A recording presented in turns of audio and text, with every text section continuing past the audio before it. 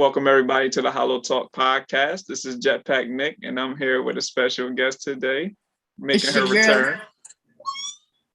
DopeQueen. Say what's up to the people. What's up, peoples? How you doing today? I feel okay today. All right. You good? You ready? Ready to bring the energy? I'm ready. All right. Well, let's get into it. So we are going to detail my and DopeQueen's college career. We want to continue on talking about the college situation because, people are going into college for the first time, starting their college journey. So, we think it's important to kind of detail and share our experiences for people who might hear this and, got questions about college and what they may expect. So here we are. Yes. And actually, as we get into it, Nik, can you please explain to the viewers your experience in college? I want you to go first. I want you to tell me all the business. All the business of college? I was a straight A student. No. Okay. So seriously, no, my college experience was to say the least a roller coaster. I had a lot of ups and downs. I think that, everybody experiences ups and downs in college, but mine was kind of like not different than the average person, but for me, it was a little different because, you coming from home, into a new environment with a bunch of different people who most of the people you've never met, some people you might have went to school with previously, something like that, but that's slim to none whenever you go away to college. I pretty much made the point to make friends early, like people who I felt like I could trust. You being one of them, and tons of other people who I'll name later probably, or they know who they are. Let's say that. I think that part helped me out the most though, like the part of making those friends and making those relationships strong with people who I felt as though had my back and guide me through basically. And it wasn't just with students or fellow classmates, it was with professors and staff members and things like that, just people who I felt like I could learn from, learn the ins and outs of my environment basically. So that was kind of the beginning part. As time went on, you go through the ins and outs and the ups and downs with college. You got friend beefs, you got relationship beefs, you got classes, trying to pass those, trying to keep your head above water, trying to stay afloat, basically. Typical shit. I went through typical college life for the most part, but I can definitely say I enjoyed it through and through. And I have a lot of friends to thank because of that. So thank you. Wow. Okay, so that's all you have to share? I want to leave some things open for you to ask questions. You know how this goes. Okay. So let's really talk about it, right? I agree with you. So our experience was, mine don't really start out the same though, because I'm from the city, like I'm from a different city. Right. Then I'm all from a whole different state than the school was actually in, right? So I didn't really start with people that was like from where I was from. Right. So that was like number one challenge right there. Cause where I'm from, we talk different. So everybody used to look at me like I was fucking stupid or something. Cause they was like, you said I'm walling out? Yeah, you walling, bro. You not that ass. Like, I'm not what? Yeah, like stuff like that. Like that was like, that's all I remember from my beginning, like first day. Then it's you said yours was typical, but I don't think we had a typical experience. Okay. I genuinely believe we did not. How so though? Like why do you feel like our experience wasn't typical? Okay, so let's look at other like schools and universities and colleges, right? So they go by different, like the way our school was set up, we went by term. Our schedule was different. Like the schedule was completely different. It was accelerated. Yeah, which is not bad. It's not bad. That's actually kind of why I went there. And it was great. It's pretty cool at first. But then I you got to take into consideration that, like, you know, your college experience is like what I think makes you into the adult that you are, right? Right. So, you know, our terms was back to back. So I feel like we wasn't supposed to experience college that fast and that hard and that intense. And I think that we did. And that's why we are the way that we are today. But that's the only part. That's the only part that I feel like makes it not the typical experience. Because you know how you go through 3 months of school on a regular term or semester or whatever, and you come back and you spend some time home, like a good amount of time home. We only had 2 weeks, and some of us didn't even get to go home for 2 weeks. So it was like, damn, it was like back to back, seeing the same thing every day. And it was like, but you know, I agree with you on the friends part. Like I got some people that I didn't even graduate with, but like they still my good friends. That's a fact. Like, I don't want to say I got as many as you, because I don't. Because I ain't really keep a lot. I mean, you for the most part, and a couple others, they know who they are. So, I mean, that's the only thing. And then my grades, you know, look, C's get degrees. I don't care. I don't care. That's not you know what? Actually, never mind. That's a great thing to tell them, actually. That's a great thing, because that's true. C's do get degrees, but I mean, the workload honestly wasn't that bad, for at least for me. Like, it wasn't too overbearing. Like, I was able to kind of keep everything in order and do everything accordingly. But again, that helped with building relationships with the teachers and the professors. That's what they call professors. But I was able to build relationships with them and kind of, you know, figure out what they expect and all that good shit. But the work wasn't too bad. We had honors class, like like honors class wasn't even that hard. Like, you just had to do one big ass project for the entire term. Like, you know, so, you know, the work was fine. The social life was more of the challenging part. Not so much for me, really, because, you know, you like to say I'm good at talking to people. I think I'm pretty decent at talking to people. Yeah, but the social component wasn't too bad. I don't know how it was for you, like, for the most part. Like, I know you had your circle and I was a part of that circle, but outside of that, like, how was it for you as far as the social component of college? Social as in like on campus or like outside? Social? I mean, all of it, I guess. Oh, so we the same person, but we not. Like, I could be social, but you know, my social media run out. Mm-hmm. It run out. But I think I didn't have a circle because I got along with everybody. I feel like I'm that person in life, period. Like, I get along with anybody. So I don't necessarily have a circle, but I had you and a select few others that I talk to daily. And That's because y'all followed in the pattern of, we are one friend group, but like we can branch out and make friends with anyone. You know what I'm saying? Of course. So being social, that's what made it easy. And then I was damn near president of a lot of clubs and I was in everything. So being social really was not a problem. Like, I think that was a problem for me because I never got to recharge, but being social was like probably the number one thing. Like, I was always outside. Everybody knew who I was. Like, everybody for sure to this day gonna be a liar if they act like, who is this?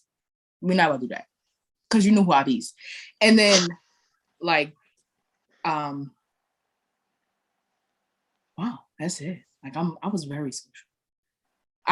My social life in college was great. Like, cause even outside of like campus life, I was still doing stuff and I wasn't even from the area. Like, I joined the whole acting school and I made friends there. You did. And then, you know, I went to different places and different, you know, events in the area and I made friends there.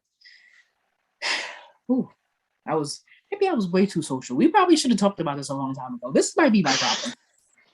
Way too, like, okay, so like, do you really feel like that's a thing though? Like, being too social? Well, in the context of what you mean, like, as far as just being a part of different clubs and, you know, talking to different people, like, you feel like that was a problem? Because like, being too social in college, like, that would typically mean like you out at every party, like you at everybody's house, not doing what you're supposed to do. Like you could be I feel like we gotta have a distinction between the social that you're talking about versus the social that's the norm pretty much in college. Like you could be productive social or you could be unproductive social.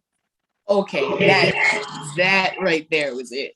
Okay, so Okay. I was a productive social, but I was never in nobody else's house because one, why would I be there? My bed and my stuff is in mine.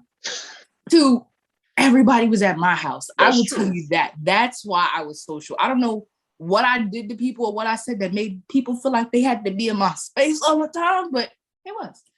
And it's not a problem. It really isn't. But that I was a productive social, which gravitated a lot of students toward me, right? Because, I was like, if you have questions, I was that student you went to. If you had something that you wanted to see on campus, I was a student that you came to, right? So I was that type of student. I was more engaged with like campus life and stuff like that. So that's why I was that social student. But don't get me wrong, I went to a couple parties, had a couple drinks, met a couple friends, did a couple things, Okay. No, I feel you. So like if you had to give advice to like new college students, like going into college, or they've been did college started for them already, right? Like school started already? Yeah. All right. So they've been in school for like a month now, probably. Yeah. All right. So if you had to give advice to them, like the kind of balance between being productive social versus just having fun social, like how would you break that down for them? Being productive? Yeah, like being social, but like being productive while being social, and also having fun recreational time social. Like having a balance in between. Yeah, like how would you break that down for them to have a healthy balance between those two things? Ooh. See, you gotta answer it. Actually, I want you to answer that first. I don't have an answer for that. Okay, I don't. So I really don't got an answer neither because You do. You do. Like you made a lot of friends, and you was always out and you was always talking. You're a really social person. I don't know why you act like that, because you make a lot of friends anywhere and everywhere, and quick. Like you'd be like that.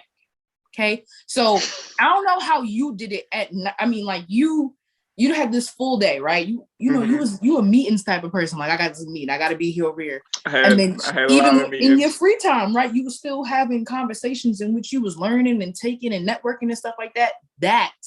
But then you went home at night and you found your little relaxation, like your time to sip your wine, kick off your shoes, and relax your feet. You better at that, because I didn't have that balance. I couldn't find it. That's why I was always like high anxiety and high stressed out and like highly stressed out. I'm saying that was me too. Like I was on the same kind of level. Okay.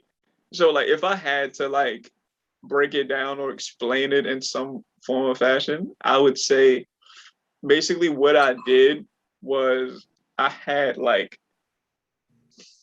sections of like people and like I guess you could say events or situations that I knew what to give time to, or like what amount of time I should give certain things to, right? So like we had drama club, right? We did drama club from the start until the end. So like that essentially took up most of our time outside of like our class schedule, right? Mm-hmm. So I knew I had to dedicate a certain amount of time to that. Plus all my friends was in drama club. So it wasn't like I had to like make time for y'all because y'all was there already. Like drama club time was our time, and then we all left together and did whatever we did after that. Outside of that, classes was pretty simple. Like I had a straight schedule for the most, like for the I guess the first 3 terms, maybe I had a straight schedule. So I went to class at 8:00, was done at 12. And then I went to drama club for what we did drama club for like an hour and a half, 2 hours, or something like that. Yeah. So then we did that for 2 hours. Then we got food, and then after that, we was done at 4. Well, I was done at like 3-4 o'clock, and then I just had social time. So then that's when I was like, all right, let me go fuck with such and such, or let me go hang out here at the underground, or let me go to the basketball court, or whatever I did. So I think that's how I balanced it for the most part. Like I had sections of people, and sections of events that I knew I could fit in a certain amount of time. And then I had my relaxation time, which wasn't even really relaxation time because I was always at your house. And we was doing whatever the fuck ever. So I don't know. Maybe I'm just like an anomaly. Like I'm a night owl. So I didn't go to sleep until 6 a.m. every day, and then woke up at 8 o'clock every day. Yeah. It was like that though. It was like that. Like we stayed up playing Uno or Cards Against Humanities or some shit like that. Like we really did. Like every night though. Like this was every night, and nobody went to sleep until 6 o'clock. That's crazy. See, but like you explained your schedule perfectly. For some reason, my schedule never matched up like that. Like it was. You never had a straight. You never had a straight through. No, because so I was involved. I overwhelmed myself. That's why I involved myself with too many things for me to ever have that, like, time, like that little peace and quiet at a certain time of the day, or like to relax, or like time to be social. Like you said, we was only social because all our friends was in everything we was in. You know what I'm saying? Right. But then at the same time, I had responsibilities and the things that we had to be social in. Okay, I'm glad you brought this up. So I think that's the difference between you feeling like I can explain it better than you can, because I was a part of everything, but I wasn't the president of shit. like I knew I wanted to be a part of certain things, but I knew I wasn't taking mad responsibility in those things neither. Like you wasn't getting me to be president or vice president of a motherfucking thing. But let's be clear on everything. I was going to be a part of the situation for sure. Like I was going to be a part of a SMAB. I was going to be a part of the writing club. I was going to be a part of student ambassadors. I was a part of fucking drama club. I don't even know what else. Like it's everything. I was going to be a part of that shit. But when they say, all right, we free to go, I'm going. I'm not doing paperwork for nobody. I ain't, none of that. That I'm cool off that. That was your thing and some of our other friends' thing. Y'all had that shit. So my suggestion would be to all the kids that's in school, whatever, participate, but don't be responsible for shit. I wouldn't say that. I would say manage it properly. Like you could be a member of certain clubs and a leader in others. I try to be a leader in every single one, and that was my problem. Right, which is what I'm telling them to not do. Right. Be a leader of yourself in that club or environment. Don't be the leader for the whole team if you don't have to or want to, because you will be like her and say, I didn't have time for relaxation. Looking back, I'm so angry because I missed out on a lot. You shouldn't be angry though, because and I'm gonna explain why. This is just from my point of view. You can say you're angry, you can feel angry, but I think that the impact that you had with being a part of these different groups and clubs and things like that, like you're stamped forever. Like you're stamped on campus for 5 ever. Like you're stamped 5 ever. Like there's nothing that nobody can say to discredit the impact that you brought to just the campus in general, like not specifically to one club or one group or whatever, just the whole campus and the whole environment. You stamped 5 ever. Like you're good. And that's all because you took the step to say, nah, like these niggas can't run it like that. Like I gotta run it. Like I gotta run it myself. Like they fucking it up. Like, and y'all did not just you, there's a few people who took leadership roles that was in our friend group. Like y'all did a great job in making things progress. Like a lot of shit that we did on campus wouldn't have got done, or we wouldn't have did it if it wasn't for you or them or whoever was in the positions of power that stepped up and said they wanted to do it. Like our shows wouldn't have been as dope as they was if it wasn't for us being in it. Like, come on, that's a fact. Who was backstage putting that shit together? Me. Who was on stage doing that shit when the Oscars? You. I'm great. So I definitely think that like one of the best pieces of advice I can give is to get involved for sure. Like definitely get involved, especially if you got programs in which you feel as though you can, do something great in or help the school progress or the people that's in it progress. Do it. Do it to the fullest ability. But don't overwhelm yourself with responsibilities because you got too much to juggle as it is. Like just in general, just with school and social life, then you add 4 or 5 clubs to your schedule too. Yeah. I mean, and if, for me, it was definitely overwhelming to some degree. But I think as time went on and I learned my environment a lot better, I was able to move more swiftly through and be more efficient with what I did and how I did it. You should have been teaching freshman seminar or something. You know what's crazy? You really did it. I was thinking about that too. They need to give me a job so I can do that. I have no teaching background, nothing like that. But I feel like I would kill freshman seminar for sure. Like that I would definitely have that class popping. They'd be like, damn, Mr. Jetpack Nik, he popping. That's a fact. Because they had anybody teaching that class. They had the basketball coach teaching that class. No, that was my guy. I didn't have him as for that class. I didn't, but that's my guy though for sure.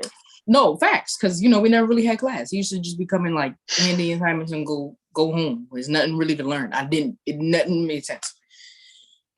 Or we had like 10-minute classes. Like we used to have to get up at 8 o'clock in the morning. Yeah, I was about to say that class kicked my ass. That was an 8 o'clock class, and I lived super duper far from the building, so I had to get up at I don't even know, like 7 or some shit. So I got up at 7. Got washed and dressed and shit. And then that walk was a good 15, 20 minutes. Like, and then the full time, that crisp air. It was super cold. It's just, like people outside. They'd be like, oh, God. I went and I went to the cab a whole lot and just got my coffee and some food. I was late to class all the time. I'm telling you, yeah.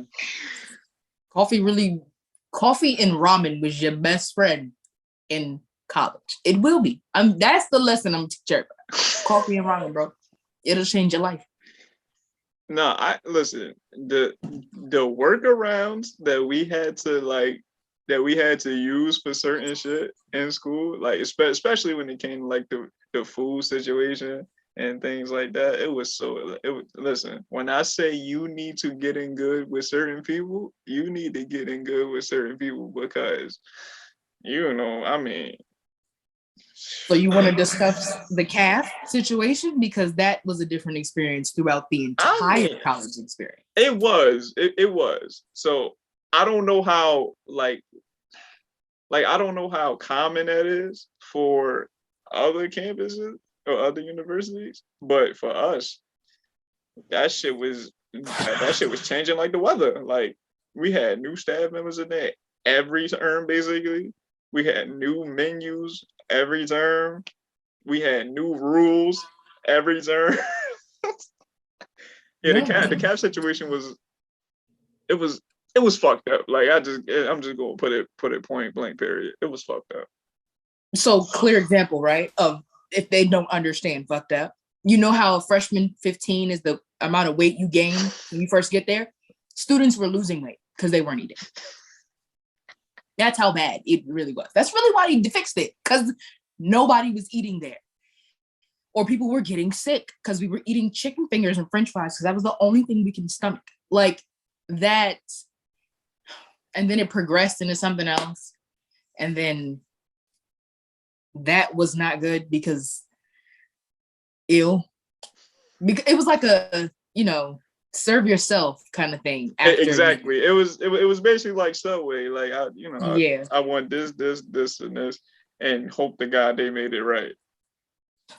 Yo, that was the one too. You had to catch the right chefs on the right day. But that's why I'm saying what I'm saying about getting in good with the right people. Because if you get in good with their good chef, please believe your meals is gonna be A1 every single time, like no matter what. And on top of that, you might get an extra bag of chips on the low. You might get an extra cookie or something. Like, you know how I mean? You know what I'm saying? Like,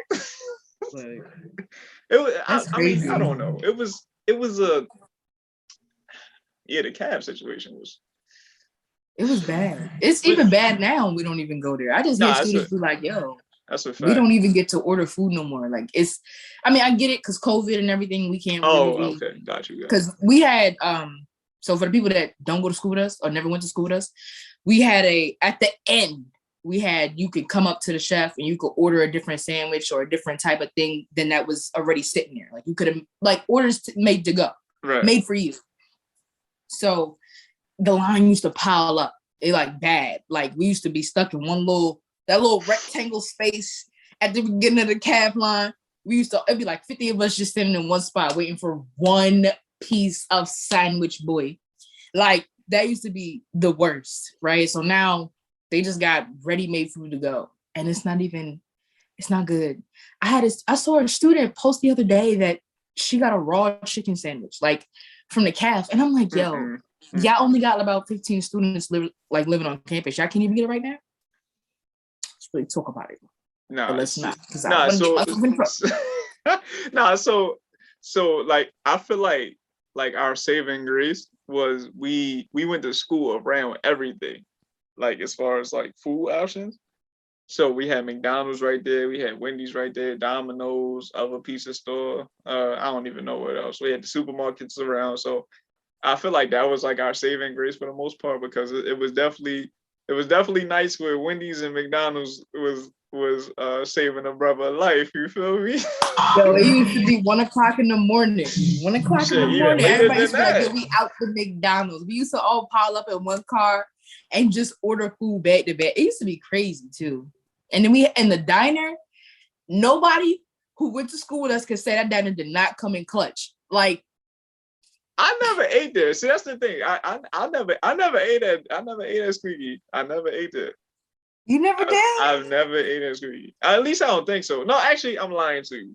I'm lying. I think I ate there once. Like once out of my 3 years at school, I ate there. Okay, I will disclose Squeaky is the place you go eat after a drunk night, 24 hours. For sure. You know? And you can't really mess up, diner food. Like if I go in there and order a burger and you mess it up, you shouldn't be running a diner. But they didn't do that. So it was that type of food. Like when you was really hungry and it was like really late and you didn't want McDonald's or whatever. So it was that. No, that's a fact. I think I ate at Squeaky one time. Like, but other than that, I was at Wendy's and McDonald's like every night. Every night. And then it would be the occasional the occasional gift from moms or something like that. She would like bring some food up or something like that, and then you eat good for like a couple, 2-3 days or whatever. But other than that, it wasn't really not, especially for us though, because like we only had one situation where we had a kitchen. We only had one situation when we had a kitchen when we lived in AP, because other than that, we was at the super suites and we had no kitchens because they made room for the other rooms, so they could have more rooms. I got something for that. Go ahead. So some schools may say you're not allowed to have this or whatever, but freak that, because how you want hot plate, a hot plate in them little, I want to say either an air fryer or one of them little oven thingies. I can't even remember. It's like a toaster. Yeah, like a toaster. I wish I could send Nick some videos of some stuff I used to cook, because after a while I really did get sick of the cat food, because when you become vegetarian, it's like, damn, you can't eat. You did do that. You started eating meat. I did. I was like, it's too much. And then it's like repetitive every day. So I was like, you know what? I'm gonna start cooking. So we used to make everything with this one little hot plate I had. And I'm telling you, my whole house ate off of it. It used to be crazy because we used to be really downstairs cooking on one hot plate. I bought pots and pans. I'm telling y'all, that is the way to save your life. When you really get sick of all this outside food, you really got to learn how to like fend for yourself. I used to spruce up ramen and give it away. Like people used to come to my door. Can you make me a bowl of soup? I got you. Because I know I'm spicy with it. Like Like it's stuff like it's like that's the number one. Don't survive on the calf. But here's a little thing that I did, right? Because some of us didn't have jobs or some of us couldn't get work study, right? So if you got calf money, you could really go in the calf and be like, hey, can I get 3 raw eggs? Or if they have like a salad bar, you can get like cheese and anything else out of there. And you can really go to your little hot plate and cook you up a little omelet or something like that. And it really wouldn't cost that much at all. Sometimes they can't even charge you for raw food they give you. So you really be walking around with 3 free eggs. Like, that is the best advice I can give anyone. Like, you really got to finesse it the way you can. No, and y'all ain't never struggled if y'all never thought about this. No, that's so like, again, like, I don't know how common this is either at any other campus university, but we also, like, I don't even remember like how late this came in our college career, but the food pantry, the food pantry was like, that shit was like a gift from God. Like, and I will say, I feel like students should have really praised the SGA president before me. But that's what I'm saying. Like, going back to that like point, like, nobody did that shit before y'all was in office. Right. Like, and I'm talking about the school been there for I don't know how many fucking years, like 140 some years, some shit like that. And it took y'all to get a food pantry. Like, come on. And students was loving it too. For sure. And they was. And I knew students that used to like really be excited to like get their stuff. And I knew some of the students too. Like, I used to love when kids used to come to me, hey, how do I put in an order for some of that stuff? And if I could I get this and could I get that? And I'm like, yeah. Like, and that food pantry was big too, because we used to pack orders. And it was big. And I used to be like, yo, like, this is the best thing. Like, and it had toiletries. It had school supplies, not only food. Yeah, it was like, it was the best thing. And I feel like I don't think students now know about it and like utilize it. Probably not. But then again, it's not too many kids on campus for it to even matter, really. Whew. We had a lot of people donating too. I thought it was the best thing. I used it a couple times my damn self. Shoot. No, yeah. I used it late, like, cause I really ain't even know like what it was or where it was. Yeah. Even though I knew the people who fucking made it. Like, once, I don't remember like why I went in there, but I might have been in there with you, actually. I think I was in there with you, and we got toilet paper towels, deodorant, food. We had everything. We had the fucking the cheese noodles. We had yo, I'm telling you. We had everything. Something else. It was something else. That came in clutch. And I wish like every school had something like this. Or, no, like, seriously. If you want this, there's something that you go to your SGA president about and get it set up, and like, best thing in the world, bro. I can't. It's like no way to explain it. We're like that, and that's number one thing. Because when you're in college and you can't get a home cooked meal or whatever, and you could barely afford groceries, and your parents can't keep sending you money, and you can't really find a job because you're too focused on school, stuff like that really, really help a student, bro. Really does. No, that's true. I ain't gonna hold you. So like, I think it was open to staff too. Sorry. It was. No, it was. It was. But look though, so when we had the kitchen for the one term that we had it, I think I used it maybe once or twice, right? So this is how inexperienced I was, like, just cooking, because we didn't have like the requisite equipment to learn how to cook and shit. Even though like I knew how to make some things, like being at home, but like to really make a full meal, I wasn't like that yet. So the first time I tried to make a full meal, I set off every alarm in the building. I set off every alarm in the building with the smoke detector. Because one, I didn't open the window. Two, I left the food on the stove for too long. And three, all the fire alarms went off. Like, and they were loud. But mind you though, it was 2 a.m. It was 2 a.m, and that shit was fire. fire. That was the worst part about it, because if like there was certain blocks of the suites that did that. Like if you was on the second block, I remember this one girl. Oh my goodness, y'all! Please watch out food in the microwaves. She put something in the microwave. With this?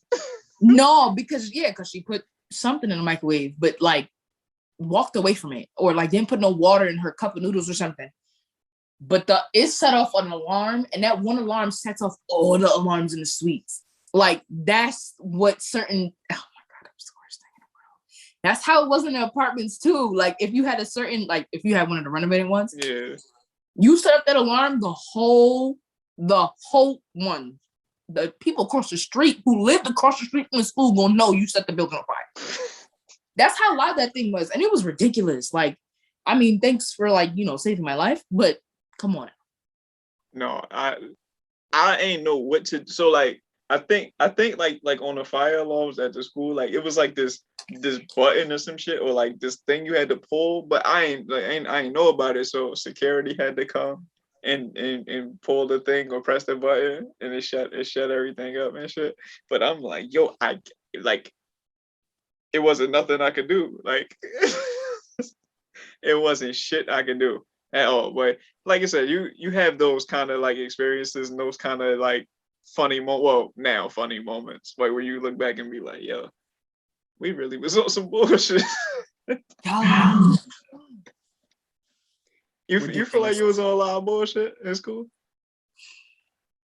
Okay, I know the answer to that question, but I had to ask.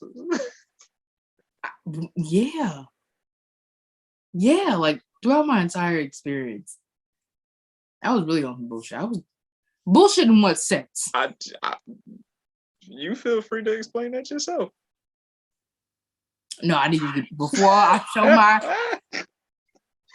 I need you to tell me. Okay, like just doing not doing shit you wasn't supposed to be doing, but just like what the fuck was you doing? Like, you know what? Now, what was you doing? Yeah, like what the fuck was you doing? Like, I wasn't. You know what's crazy is I really wasn't one of those kids. I wasn't one of those students where I was out really doing like wild stuff. Like I feel like I had my head on straight when I was in college. Like I slight way I may have not done all the right things, but like I knew that I wanted to be something. So I was always in something to see where I can get to the next thing. So I won't say that I was ever the problem in school. I would say I was faced with a lot of other people's problems that I had to fix because it was my responsibility.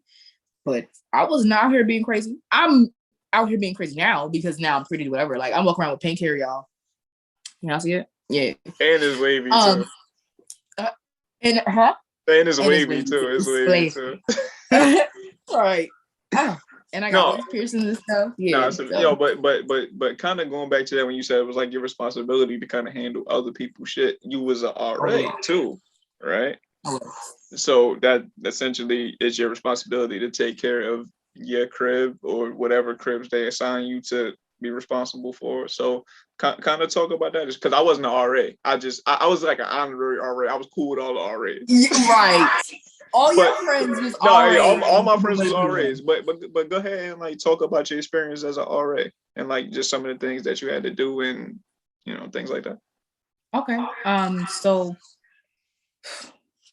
I want to say it was like being the mother bear or like the sister bear, like the big sister or like the mom of the house, right? Keep in mind, some of my students was older than me during the time, which was weird. So as an RA, it is your job to basically help guide the students throughout their college career, right? Like new students, we get placed in my house, and then I have to introduce them to campus life, and if they need help with their homework, point them to where they can go get help from. Like I was basically that help. I was a smaller version of an SGA president as an RA. I don't even understand. Like I took care of most things, like, and even the little things. Like if there was a bug in your room, good Lord. Because my girls always had these problems. They would come to me. I don't know what I was going to do about it because I was scared. too. I don't that part, like, we all girls, please go away. But stuff like that. Or if there was ever a problem in the house, it had to be resolved as a whole. So I used to call family meetings, house meetings. Or if a student was having a personal problem, they can come talk to me. Like, and then I could point them in the right direction, or I could give them advice on how to like do this or do that, or, you know, or being that ear for them, right? Or that shoulder to cry on. Like, it's that. It's like, it's a big responsibility because it was like a house full of like 7 different girls. So can you imagine being the one person in the house and then having responsibility of everybody else on you? It's like having kids. But at the same time, no, because I don't really have to technically watch you, but I gotta watch you. Because if something happened and that person lived in your house, you were actually responsible. Because if it was something that you could have stopped and you did not notice, you could get in trouble for that. That's the part I really didn't like about being an RA. And then let me tell y'all what my supervisor, when I was an RA, told me is that they put the most difficult kids in my house because they thought I could handle it. So that was like an extra, like, yes, to my face said that. And I said, girl, y'all can't handle me. I don't understand. I didn't like it because they really did. Or they, man. Now that you mentioned that, like, it was crazy. Like looking back on it. See, but you had 2 houses though, didn't you? Yes, because I had 2. Yeah, at one point, we was really low on RAs. So I had, because, you know, the people that we was friends with was RAs, but they had, you know, graduated and left. So I had inherited her house before when she left. So there was that. And then at the same time, when she left, they had hired new RAs. So technically the new RA living next to me, I had your house too. So I had an old house, my new house, and a new house. So it got real bad at one point and that was my last couple of terms. And I was like, oh, this is overwhelming. Because the new RAs don't know what to do. And then we got to be a team. And then we got to help each other out. And then it's like, well, damn. Like, I can't watch the RA and watch the students and then watch my students and then watch the other students. And it's like, it's not really babysitting. I won't ever say that. But it's like, damn, everybody had problems. And it's like, well, damn, my outside life and my school life is hitting pretty hard. And that's where I would say I won't encourage you to sign up for it, but it does take money off your tuition, and that's really why I put up with a lot of stuff. But if I wasn't getting paid for it, I wouldn't do it.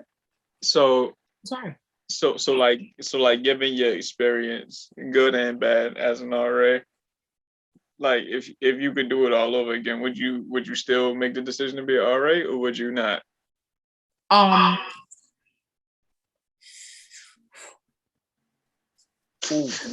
It's not a trick question. It's not, but it's something you really got to think about, because it's like, if I compare the headaches that I've been through, because the whole RA thing was never a good experience. No, right. Like, I will let me tell you that even the team building exercise was a good experience. I genuinely could say, and not care who sees this, I did not like the RAs I was an RA with. And I told my supervisor, I said, yo, these people are incompetent and cannot focus on anything. Like, they couldn't function by themselves, or they was just terrible RAs, but never got in trouble for that stuff. Right. However, I want to say I would do it again because of the kids that I met. Because I've had students come to me and be like, yo, I appreciate you, like, if anything. And I was like, and then, like, you know, there be moments where it get real tough and it get real bad. And then I think they will all notice it, because my demeanor changed when I get overwhelmed and stressed out. So you can see it. And I, like, you know, but I always did my best to make sure everybody was happy, and they appreciated it. I like the appreciation that was given back without it having to be asked for, because I didn't ask for it. You don't got to give it back. But they was real sweet kids. I made some friends out of it too.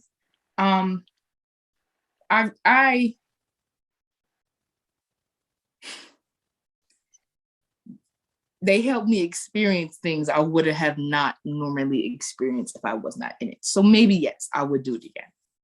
Okay, so I don't know where I went with the whole thing. It probably is confusing as hell, but no, yes, I was doing that. I was. If you change my No, supervisor I and was there. I know what was going on, but I was about to ask you, could you get into some oh, of you want me those? to elaborate? If you would like to. Okay. Elaborate. I really don't mind. I don't. Okay. On what situation do you want me to elaborate on? Given that there were so many, you gotta like. Okay, so no, so you said that like without them you wouldn't experience some of the things that you experienced. So I was just more so talking about some of those things that you experienced that you otherwise wouldn't have experienced. Like, what are some of those things, if you care to explain or go into detail? No, yeah. There was a situation in which another student had brought outside people up to the school to harm another student. Okay. That was something I never experienced, right? Even within where I'm from and what I've seen, right. I've never seen someone off of a tiny argument tried to literally take away somebody else's life.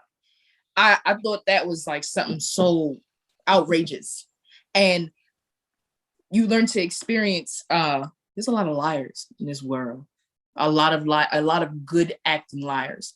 And that right there probably scared me. That was an experience for me because I've seen people openly tell lies with a straight face. Right. Or like say things that you would think like, damn, you ain't got no soul, bro.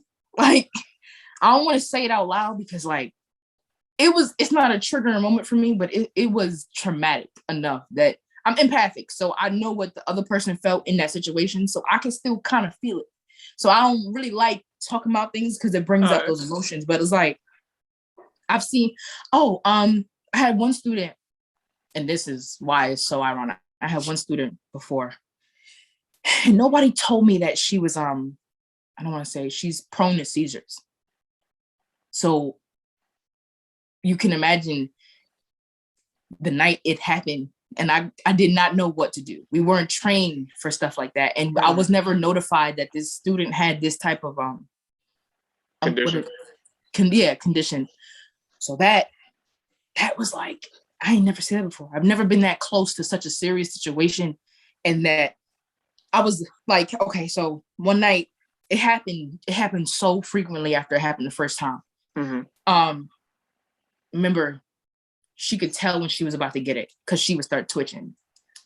And I could see it. Now, there's ways, the first time was weird. I could not figure it out. But I was like, I'm not gonna let this girl go out like this in front of me because if I could help it, I'm gonna help you. So I remember being on the floor with her. Now, you remember our vanity area? Yeah. She had fell over right there, but like she was still like in the seizure, right?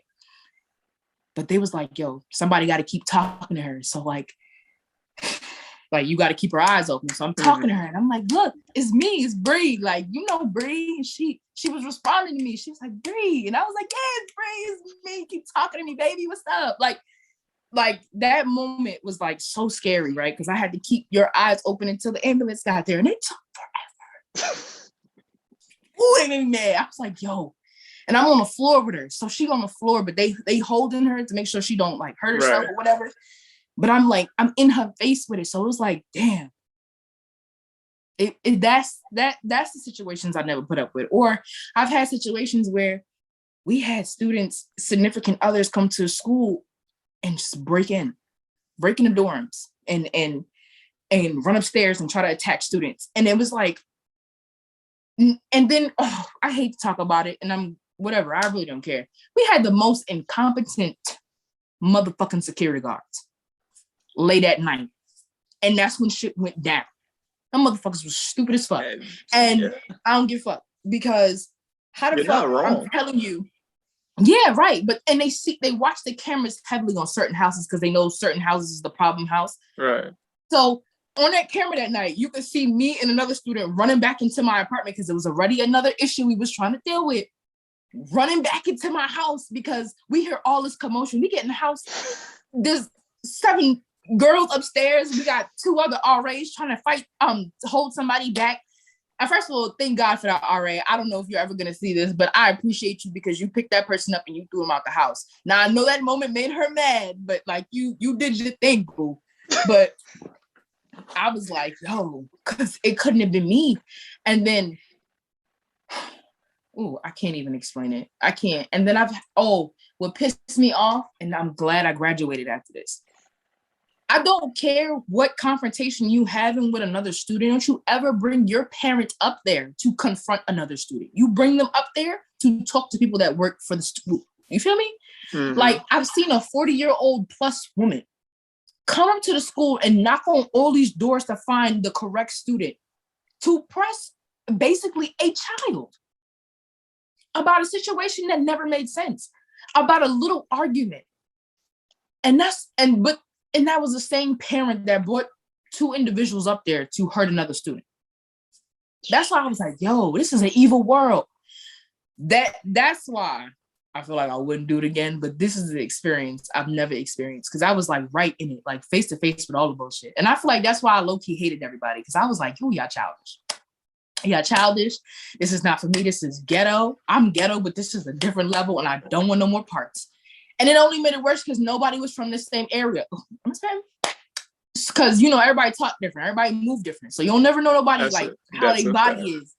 So everybody was like, you got Philly on one side. You got Maryland motherfuckers from the other side. Then you got me all the way from the fucking city. And then you got people who from, the area the school was in. Right. I'm like, yo, it's too many heads clashing. I don't like it because there's no time to breathe and there's no time to talk through it. So it's excuse me. So it's like, do I want this? Do I really care? I didn't. And then it was so much. But I mean, you was there and you could tell how. Right. I was definitely there. I believe I was there for one of those situations you just detailed. I do believe I was there. I might have been there. I don't know. But I want to kind of like reference back to 2 things. So thing one, a lot of those situations that you basically just detailed, mm-hmm. I wouldn't say that they were in a positive light. Like those were like either negative situations or like scary situations that you found yourself in the middle of and that you had to be responsible for, right? So given those kind of situations, like you still would be an RA even knowing that you would have to deal with some of those kind of same situations? Yeah. Okay. Why is that? I knew he was laughing at that. Why? I think it's the way I was raised. We my family is big on helping, even if they don't want to. Like it's right. Something that we got it. Like it's I don't know. I think about in situations and where people I feel too much. I'll start with that. I feel too much. I feel like in certain situations I wish I had that help. So let me be that help that I never had. That's what I think. That's why I said I would do it again. Because there was other RAs in the room with me. Other motherfuckers really couldn't handle a lot of shit. And that's why I was like, once we lost the good RAs that graduated, I was like, oh shit. It's a lot. It's a lot, but you gotta be one strong motherfucker to really do that shit every day. And it happened every single day, especially during our last term. Yeah, but what was it? Was it summer of 18 when shit started going very downhill? I believe. I think it was summer of 18. It was it summer of 18? I think so. Or summer of 18. No. Summer of 18 might have been the last good term we had. I think that's what it was. I think summer 18 was the last good term, and then after that, shit just went haywire. Yes. Because that fall, that fall was the worst. That fall was the worst one by far for everybody. Yep. That shit went left as soon as they all touched down. If you guys, whichever students came in 2018 fall term, y'all sucked. I don't care. Okay, so going back to another thing you said, right? When you was talking about just people being from different places and different environments, and you kind of being on your dolo, being from the city, like how did you adjust to like being in an environment with people from all over, like different places or places that you might not have been familiar with? Like, what was the adjustment like for you? Like communication wise with these people? Communication wise, just you feeling comfortable in an environment and everything under the sun. Because I feel like I feel like that question right there, or what your response might be. I feel like we're gonna be here talking about that for a little minute. Because I gotta share my own experience too, I guess, with that. So I would love for you to do that. But I don't think I adjusted well. I don't. And I'm gonna only say I didn't adjust well with the people who was from Philly. That's interesting. Why do you feel like that? Because low key, I want to say that there's some type of beef between New York and Philly people, but not openly. But I feel like niggas think that, city and city, one got to be better. Two, I don't like the way I talk. I don't. I think every time y'all talk, it's always aggressive. No matter if you from South, West, North, East, I don't give a fuck. Y'all talk real aggressive. And it like, don't get me wrong, I'm from New York. We disrespectful. I get it. I get it. But it's like, ew. Like, and there's some really nice girls, but the way they come off, I didn't like it. There's some really cool dudes, but the way they talk, I did not like it. And then I feel like how y'all handle things in Philly, there was so much of that on campus. Everybody was from Philly. Y'all made it into a small Philly. Like it became like everything was dickhead. Like it was like, it was weird. It was weird. Like everybody talked the same, everybody did the same. And like from what I noticed, whatever beef you got in Philly, you really gonna have to like duke that shit out. Somebody either gonna lose a toe, an eye, your life. Like that's. It's not like funny because but it's Mm-hmm. true. Like that's very true. It's not funny, but it's funny. Like right, this we was there certain seeing that shit. Level of immaturity when I see it, and it didn't matter who. Even the ones that was like known leaders from Philly, there was some aspects to that they carried. Oh my goodness, what am I saying? There was some traits about them that showed that they was from Philly. Like it didn't change. Like it was weird. I don't necessarily like it. I ain't got no problem with nobody from Philly. I don't necessarily like the way they talk. I don't like the vibe I get from Philly people. That's why all my friends in Philly, I probably tell you this, I probably got one or two people that I truly bang with because they don't give off regular Philly vibes. Now everybody else from Maryland, from Baltimore, from where I'm from, it was like one more student, one or two from New York. Right. Like people from York. Like it bothered me because some things, but I can't explain it to you. Nobody gonna understand unless you sit in a room full of it. You're gonna see the difference, and it's gonna be like, what vibe is that? I don't know, but I visited Philly once, and it probably wasn't the right vibe because it was for a funeral. But right. But that vibe is there. Like it's not a good energy. That's why I don't really want you living there. But it's not a good energy, and I don't necessarily like it. And it's weird because I get along with everybody. I'm from New York. It's the most diverse place I know. You know what I'm saying? Like just people from everywhere walking around. Really. So I'm like, I don't really dislike people, but like it don't matter which one I met.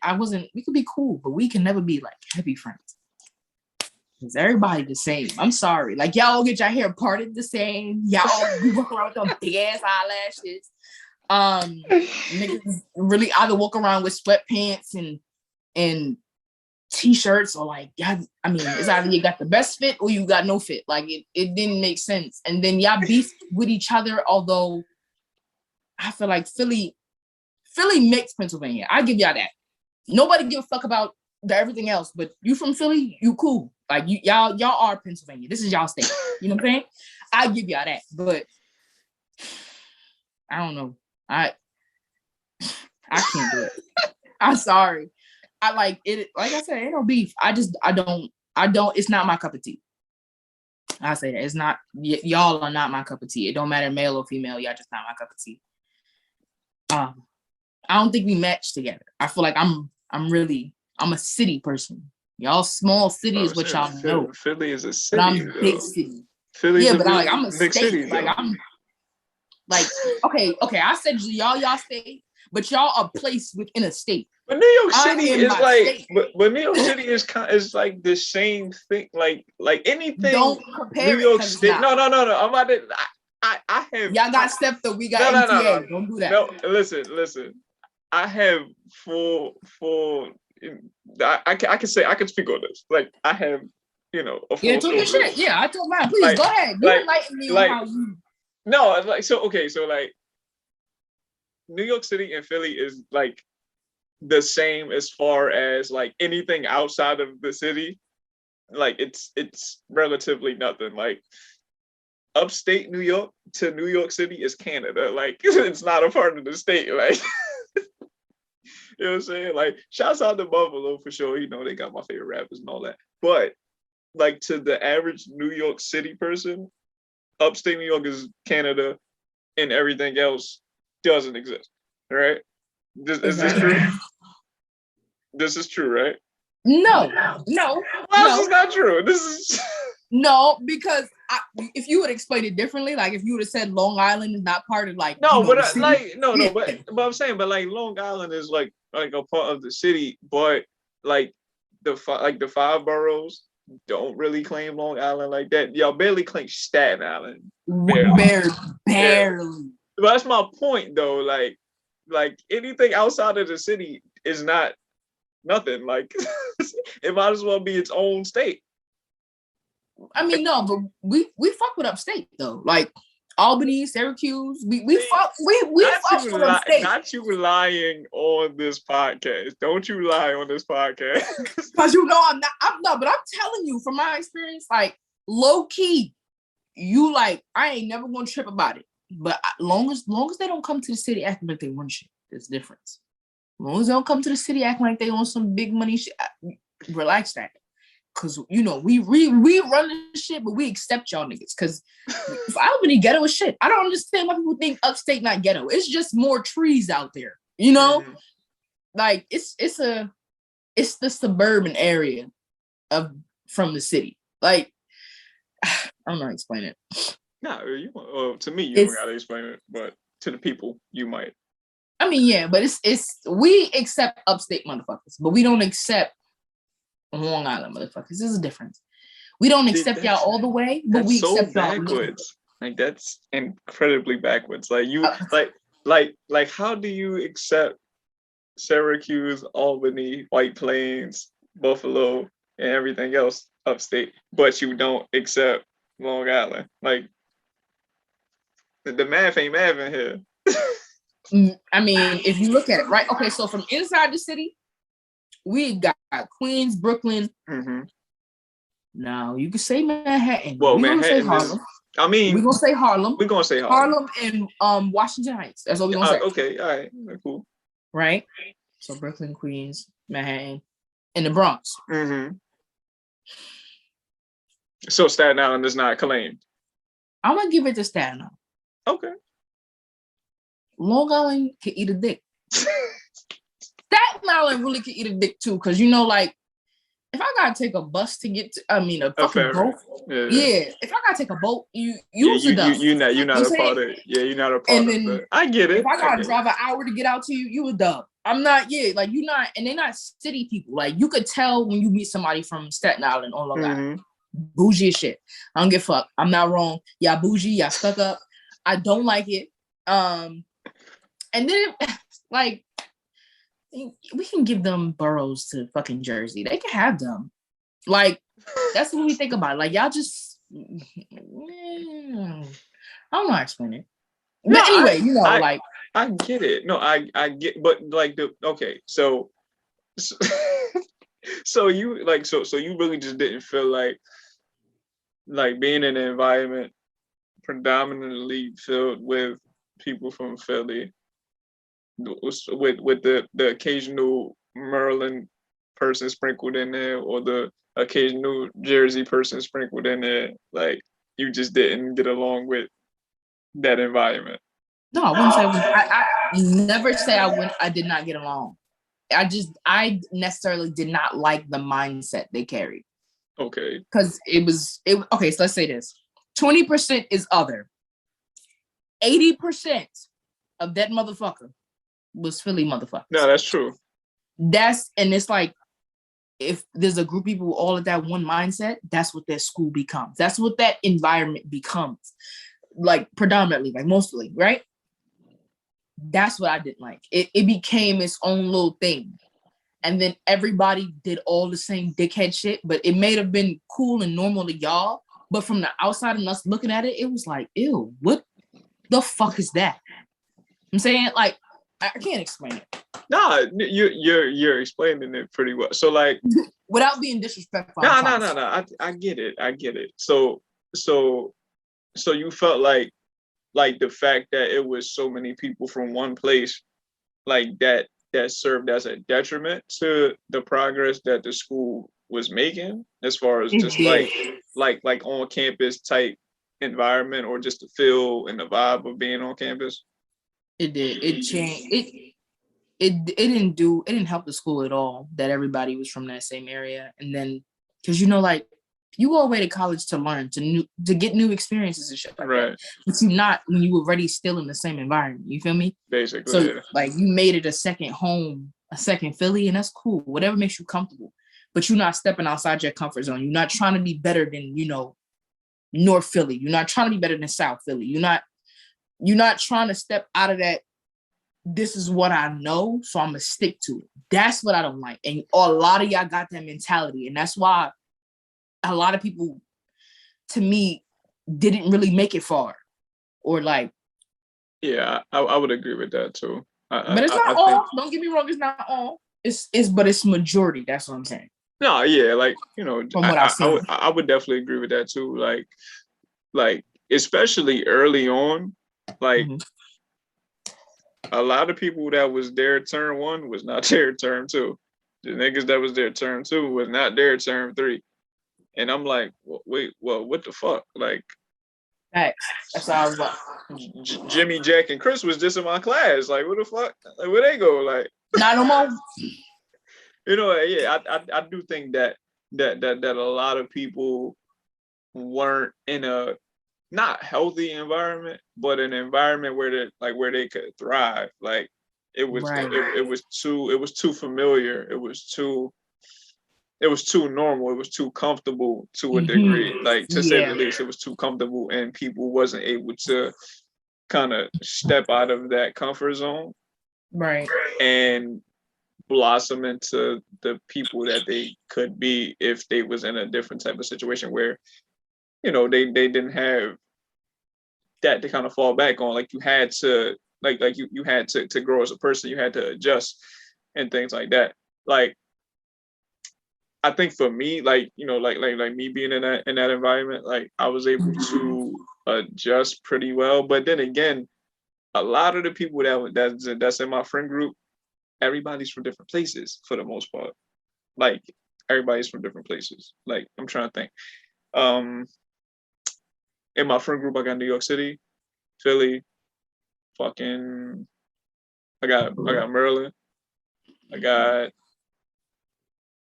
different parts of PA, like where we went to school at.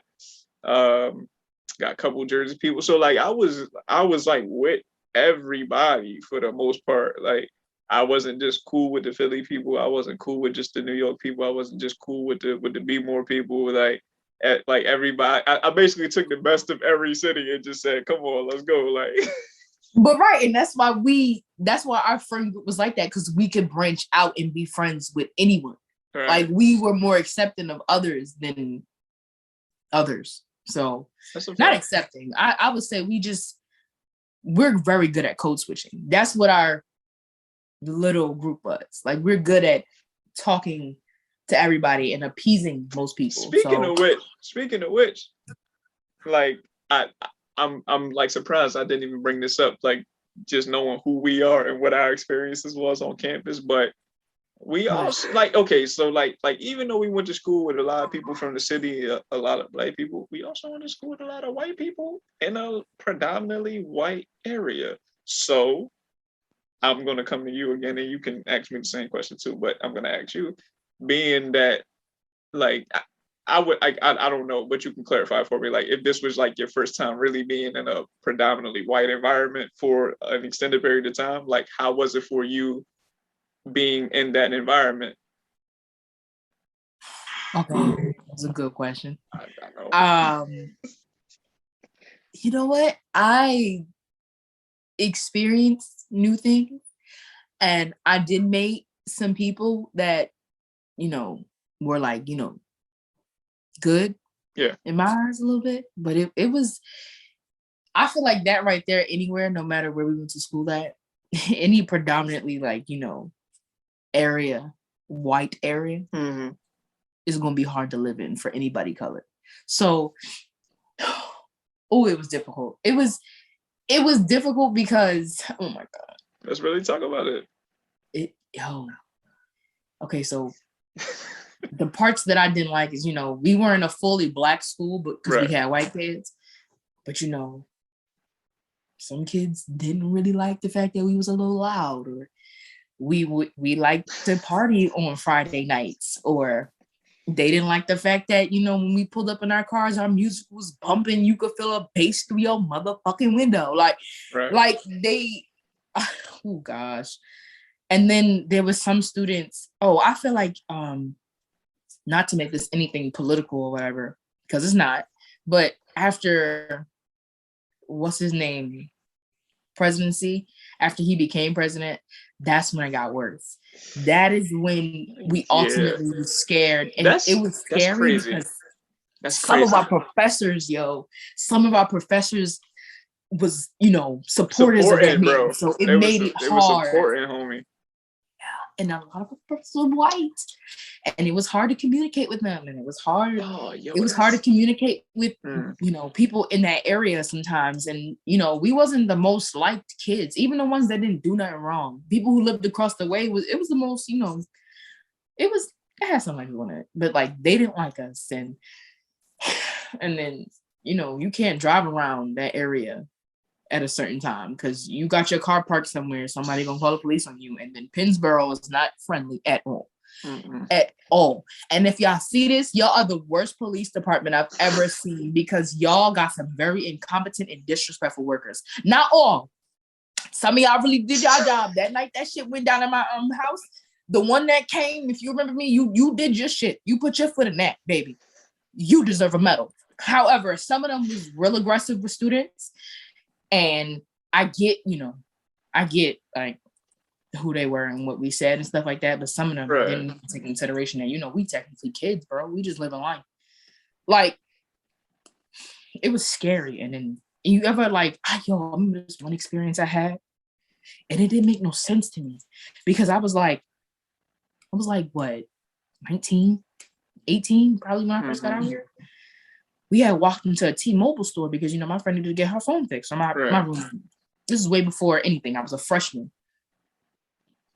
So we walked in. So I said something to the man. I walked in first, and I was like, "Excuse me," and he was like, "He'll help you." There was nobody else standing there. Nobody. Well, he wasn't doing shit else. So I was like, okay. We waited for another 10 minutes for that man to get off his break and come outside and help us. A little white lady walks through the door. This man hops up and like completely entertains everything she does, and like assists her right away. I'm looking at him like, yo, what the fuck did we do wrong? Like, we just wanted to get a new phone. Like, I don't understand. It be shit like that. Or I don't know. It's weird. I don't think, you know, this is not the place for a lot of black people to be. I'm whispering, even though nobody can hear me, but it's not a safe area. It's not, because we had people. Was you there when them pickup trucks used to ride past that night, and we used to hang outside and used to shoot BB guns at us? Yes, I was there. So, okay, so I was actually going to bring that up. So it was like, it was a couple different situations. So it was, I don't know if they was like kids or like in the early 20s, mid 20s or some shit. I don't know. But they definitely used to ride around damn near every night. With And that red pickup truck. yeah, and I don't think I was there for this particular situation, but because I think I might have went in the crib like at this point. But a few friends of mine, they was walking up like the hill, like the hill that leads to all the fast food stores and all that shit. So I think they was walking up there and the truck rolled past and they shot the BB guns and all that shit at them. Also, um, there's a house on that hill too. I don't know if you remember that house, but there's a I house do. on the hill and they got their flags out there and the whole nine. Like Like, yeah. yeah, they got the propaganda and all that shit. And like even on campus, even in even on campus, some of the students had some foul shit to say to people, us included. Uh, they it was a lot of shit. And I forgot totally about the fact that dude got elected while we was on campus. I like thinking back, I would like that was so long ago. Like thinking back, I thought he was already there, like in office. But when we first got there, everybody had their signs outside and shit. And mind you, 2016 niggas was nervous.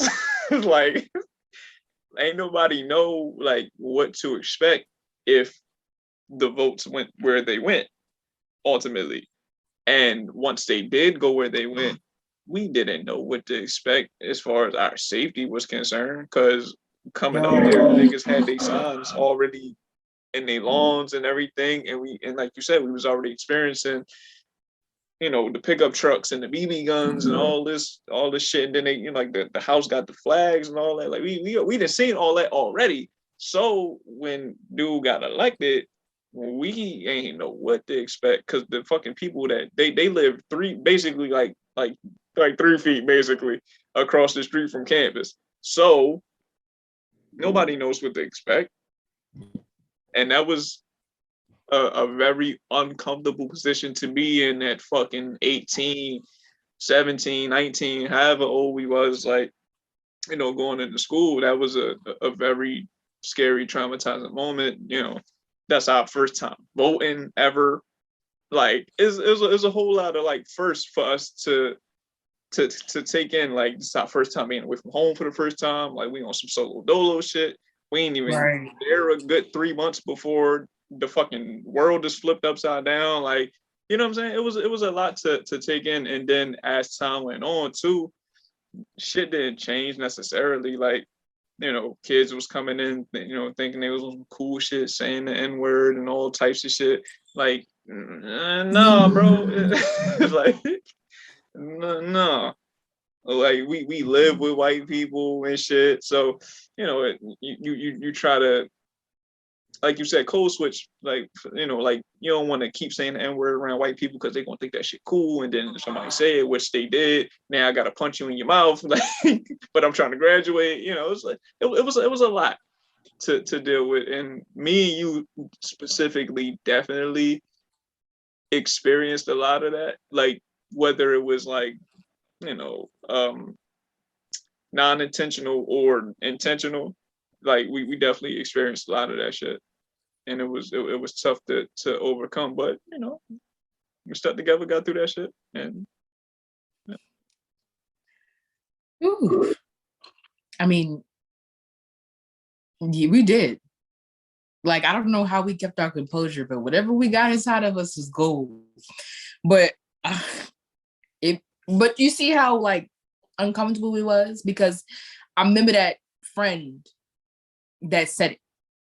And it was a friend because we used to hang out with him. And then there was professors that made us feel uncomfortable after that. And nobody talked about I completely forgot about that. Oh, why would I forget that? That no, was because I wasn't thinking about that. Like, yeah, a professor did say that. to us in our face in front of people. Yes. White people as that. Yes. Said it. Yeah, like no hesitation, no remorse, no. Right, like it was like, oh well, you're already doing something on it. It's just the word. And then on top of that, in that same moment, the other dude was cracking jokes too, like on the low, like we wasn't hearing it, talking about the black girls stealing and shit, like like it used to be like little subtle shit. Like yeah, like and nobody, and it was weird because I feel like we was the only colored students really in there that gave a fuck about it, like or like they always would do it when it was just us two, like, or like I don't know why they thought it was cool. Ooh. That's, if anything, I don't trust white people because of their school. I ain't trust them before, but I definitely don't trust you now. Like I definitely don't, because even in like that professor, that particular professor openly said he was gonna vote for that person. Yeah. But the reason why he didn't is because he was affected by it. But I'm like, damn, so you was okay with everything else he said? Like you was okay with all the disrespectful and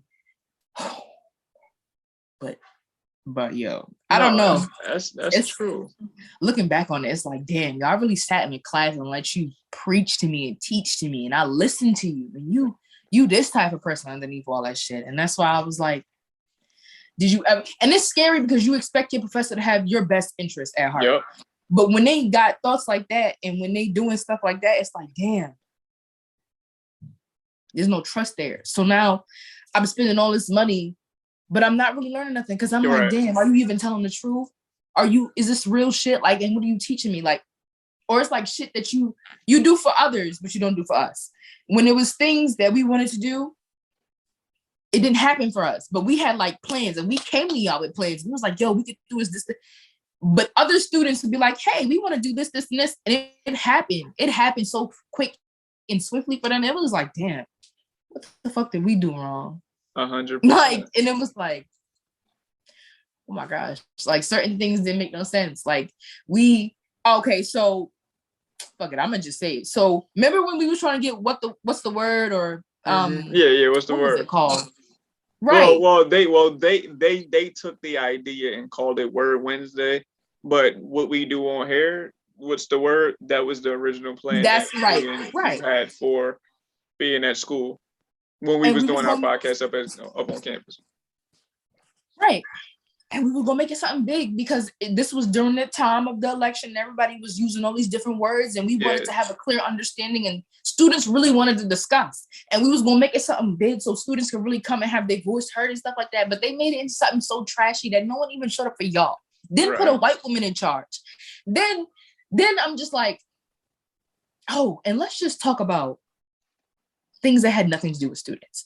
Me and you noticed a lot of things because I'm nosy and you just notice a lot of things. But there was this particular African-American employee who got the biggest titles, but his responsibility went nowhere. Like his authority went nowhere. Like, to me, I feel like we was always sent to him when there was a big problem. And when it was a Black student, we was always to him. Like when somebody had a problem and they couldn't stay in school, send them straight to him. Yeah. There's other deans and there's other people that can help. But I've noticed that all the Black kids really got sent to him. And we was like his problem. But at the end of the day, he had no pull. Like he had nothing. And that's what made me so sad, because he feel like he did. Because when it came down to it, and when he had said what he said, if motherfuckers didn't like that shit, it wasn't happening. Right. Like, and that's my opinion. That's from what I saw. I worked with him.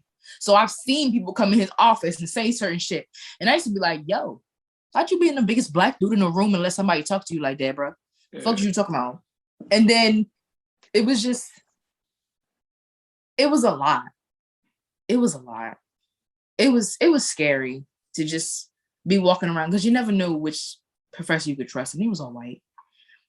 And then for the most part, the students neither, because after dark, motherfucker started drinking, you got called everything under the sun, or that's you why noticed. I never like. Well, for one, I don't like being around drunk people as it is, but that's one of the reasons I never even came downstairs, because I already knew, and a lot of that happened in my crib. Yo, I'm about to say that. When y'all came over, a lot of that happened in my crib. Like I Oh, remember, I remember that. I remember that day when, or that night, I should say, like when they was downstairs and they was, like having they get together. I was upstairs chilling. I heard mad commotion downstairs, but I heard what was said. So I said, let me just kind of stay out of it, because I wasn't down here to be a part of it anyway. But they was letting it fly. They was definitely letting that shit fly with no hesitation. Right. That was the problem. And that was the problem. Is because we always let it slide. I mean, but like, okay, so like, yeah, let's really talk about it. So like, what could we realistically do though? Like honestly, like what could we have realistically did in that kind of situation? Like, we couldn't beat them the fuck up. I mean, we could have, but like, we'd have got kicked out. But like, how? Who gonna say something? I'm just because saying. from what my understanding, it wasn't no cameras in them suites, and a lot of people fought in them suites, regardless of whoever it was. But now, if I knock you the fuck out in a group full of people that heard you say some foul shit, who gonna snitch? You. I'm not gonna whoop your ass to the point where you gonna be bloody, even though I want to. I'm not gonna do that. I'm just saying, do things smart, y'all. That's a little tip to take that. I want to fight, do it inside your suite. And don't fuck up nothing, and don't fuck with each other too bad. Yeah. Never outside. And after it's done, it's done. Don't bring it back up. Real rap. Now, back to the person that, said all that shit. Yes, I feel like, but he did. But the person that did it was, on that side too, which didn't make any fucking sense. That's true. But I feel like more could have been said. I feel like more could have been done, because at the end of the day, it wasn't like this was the first night y'all was hanging out. It wasn't like this is not somebody who, invites them over, or like y'all been hanging out for a while. Why tonight you get some liquid courage? You said that. That means you say that shit all the time, and then gave some half-ass apology when, you sobered the fuck up. Like, that. Yeah, I feel like he should have got beat the fuck up. And then I feel like somebody should have said something. Like, I feel like, because he's not the only student that has said it. No, that's true. And I feel that's the problem. I feel like we calmly heard all the disrespectful shit and always took the higher road, bro. And always. And I mean, like, this for all students and not just us. Not for what we experienced. Other students have experienced shit. But always took the high road, because damn, y'all not even worth it. But then at the same time, it's like, I'm gonna just consistently let this shit happen. This is why it's forever going to be an American thing, because we allow it to happen. Now, all I'm saying is, if it was a quick reaction and he had just like me, like it'd have been that, and we would have just been sitting there like, well, damn. I mean, you did say it. Like, he got tight. Mm-hmm. You'd have just been stuck, because as you could see, the other Caucasian fella beat him up. Did he get in trouble? Was anything said about him? No. Now I understand that us on a different hand. No, fuck that. I've been to that man's house to fight him before on some unrelated topics. I ain't never get in trouble. Somebody could have knocked that nigga out that night. No, we was gonna get to that, but you jump at the gun like. You was there that night? Yeah, I was there for all of this shit. Oh, I blacked out that night. I couldn't remember. I lived there. I couldn't remember, baby. I'm sorry. Go ahead. Nah. So up. No, so like not my first encounter. Like, my first encounter on campus. I should say that my first encounter on campus with a situation like that was, I believe, is with who you were talking about. Like, we had a situation. We was playing basketball or something like that, and I don't know, something happened. Like, I missed a shot or some shit. I don't remember, but he said that shit like in his sentence. If he said it twice, like he doubled up on it though. like just out of nowhere. Like I guess he just thought that shit was cool or something. Wait, the same person? Well, the one you was about to beat up, right? Yeah. The same person. Yeah, but this was early on. This was early. This probably was my second term. Like when we was in the APs, and you know the basketball court's right there. Like it was right out there. So I kind of stopped. Like I was taken aback. Like bro ain't just say that shit. Like he's no. So then I'm like, no, he said that shit. I can't, no. So I told him like, yo, like, like we, not that, like not that. And there was a lot of people out there, so I couldn't like go at him for real. But the next day, we was in like the Cav, and I was a couple of our homies. Like I said, I ain't gonna say nobody's names, but a couple of our homies, they kind of got wind of what happened, and I seen him walking the Cav, and I was about to go like. I was about to go talk to him. Let's say that I was about to go talk to him, but they told me kind of, nah, don't even like. It's good, like, just unapologized and all that. Like, don't, you know. But yeah, that shit had me feeling some type because he said it in like an aggressive way. Like it was on some aggressive type. It wasn't on no.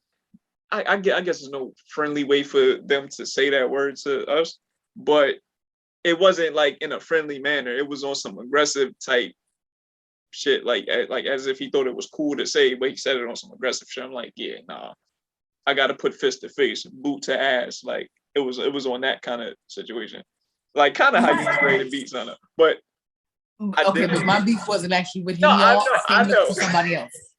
They no, wasn't there. I know that. I know that. But regardless of the fact, though, like it came to situations where we sat down as a group, like just a group of friends who are black, and it was like, we can't keep fucking with these white people. Like yeah, like we friends, I guess, but we can't keep fucking with these people. And then we had a situation where we all had to sit down because that other situation happened with our friend and our other friend. When we somebody supposedly said somebody said something and they took it out of context and whatever. But we all had to sit down and was like, yeah, like y'all motherfuckers bugging. Like, can y'all relax on that? Then they felt like we was making them uncomfortable because of whatever the reason was at the time. So so at the end of it, we just kind of parted ways after a while. I mean, you was there, so like when you wasn't trying to beat him the fuck up, you was I wish I did. Ooh, I wish I did. I mean, it's never too late. I see you outside. It's late. It's up. But, bruh, let me tell you. And you know what's crazy? You just said it made them feel uncomfortable. Yeah, that was interesting to me. But that was the one thing I feel like nobody gave a fuck about when it came to color students on campus, is how comfortable we fucking felt. Because, can I bring up another situation? Proceed. So, it has nothing to do with that wise, but we had a couple of girls on campus, right? With certain male students, right? And this is I'm not talking about our last experience. I'm literally talking about from like in the middle of this whole shit. Okay.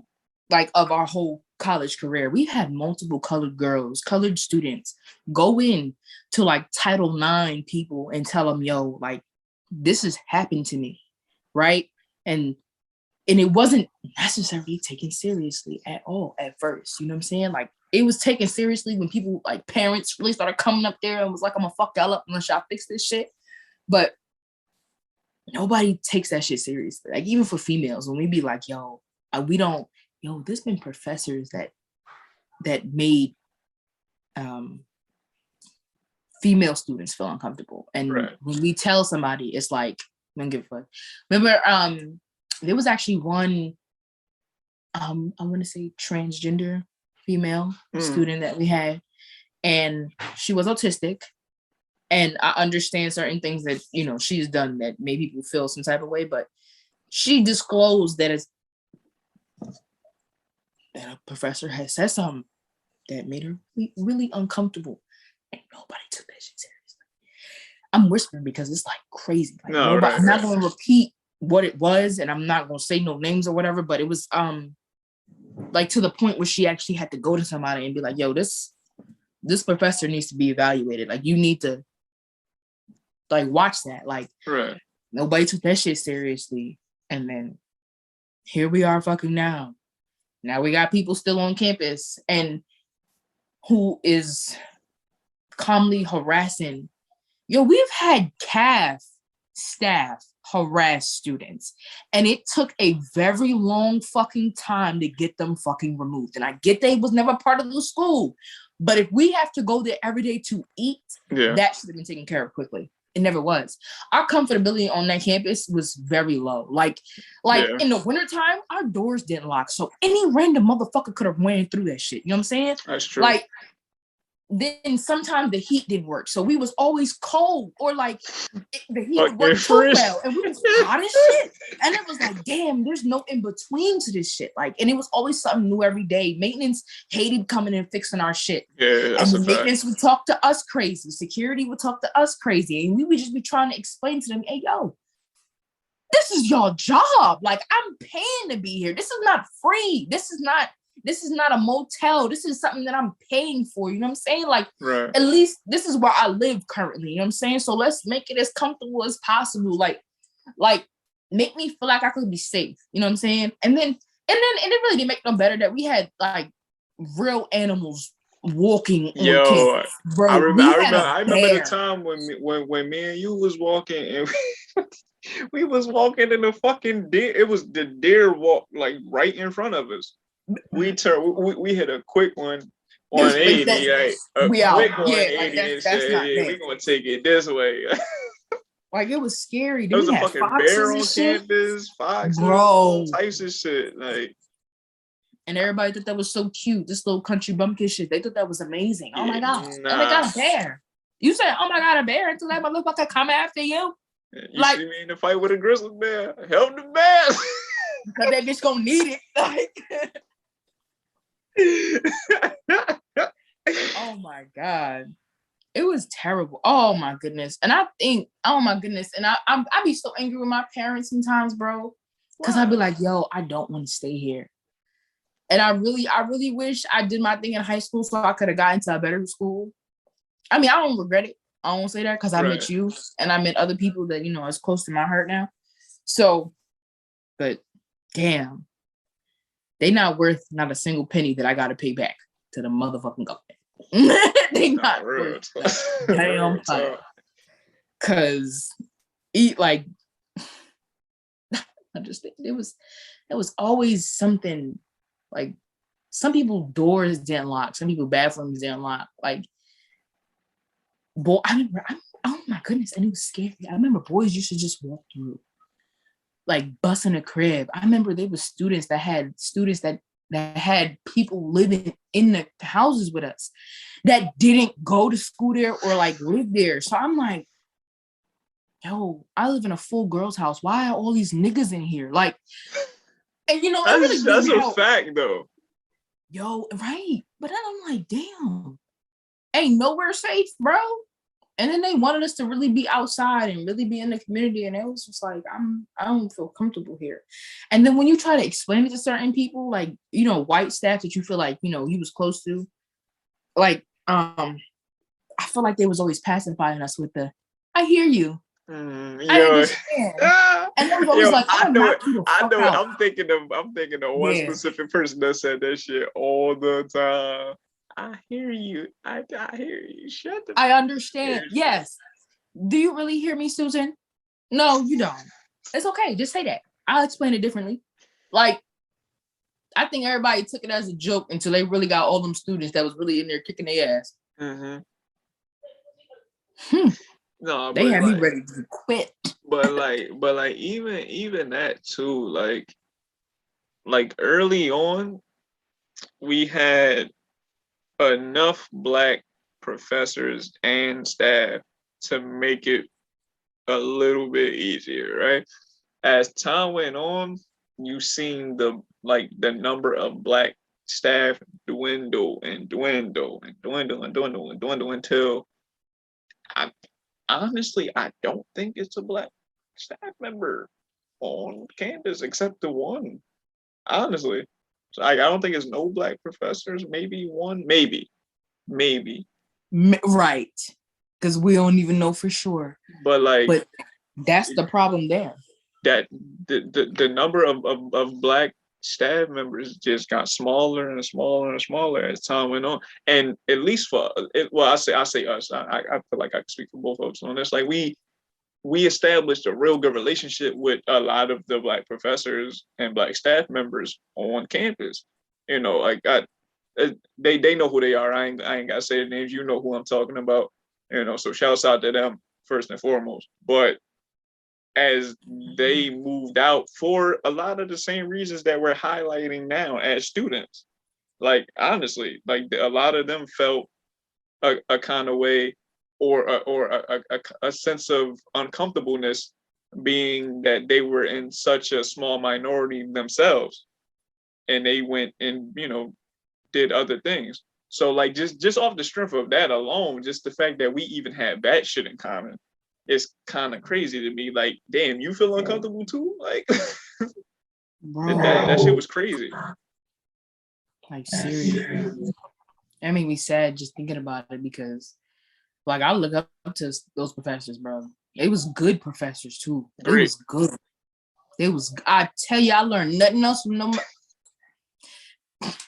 And this, and it's crazy because she gave me anxiety. Is that one professor? She gave me anxiety, but she was such a strong Black woman. That's why I was like, the best. I don't know if I like you because I like you. Like, but like, I feel like she wanted the best for the Black students. And I feel like that's why she put pressure on us. And I appreciate that now. I really do. Because I learned a lot.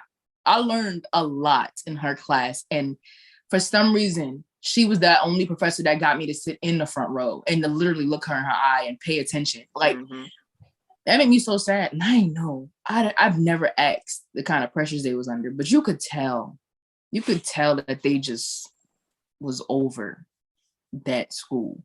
Some of them, like the English teacher, I talked to her, like, you could tell she was over it. You could tell that she was like, this school is not it. But look, all the best professors that used to work there went off and got better jobs. I am super happy to say, because they didn't deserve that. No, that's true. No, but no, go ahead. No, go ahead. I'm done. No, so like even that too, like like just those two specific professors that we're talking about.